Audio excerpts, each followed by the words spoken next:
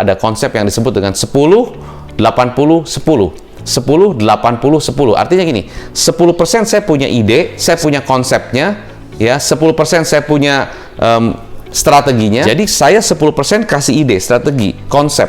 Itu dari saya. Ya, pemikiran itu semua saya, kebijakan itu dari saya. Tapi saya minta bukan saya yang kerjain sendiri.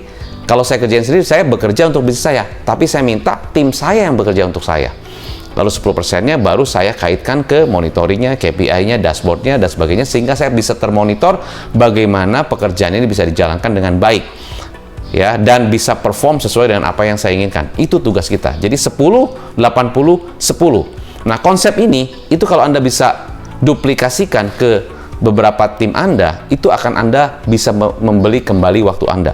Bayangkan, yang tadinya Anda menjalankan 80% waktu Anda, ya, Anda waktunya sekarang bisa menghemat 80% tersebut, dan Anda bisa lakukan untuk membangun sales system di bisnis Anda. Contoh, misalnya Anda ingin membangun satu sales system yang salah satunya digunakan dengan modelingnya reseller, ya, atau affiliate, atau Anda mempunyai pasukan sales yang dimana mereka harusnya bisa mendistribusikan produk-produk Anda punya pasukan sales. Misalnya begitu. Nah, itu adalah salah satu strategi sales system, yaitu dengan membangun pasukan sales, reseller, agen, dan sebagainya. Nah, tentunya mereka harus punya skemanya, harus punya sistem insentifnya, harus punya sistem bagaimana supaya mereka bisa mengejar insentifnya sendiri, nggak terus-terusan sama Anda di drive. Ya kan? Jadi Anda harus punya sistemnya, dan ternyata untuk membangun sistem itu perlu waktu Anda. Nah, justru disitulah waktu Anda penting.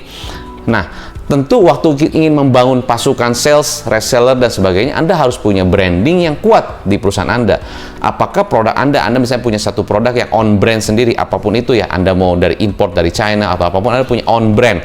Anda brandingkan dengan brand Anda sendiri.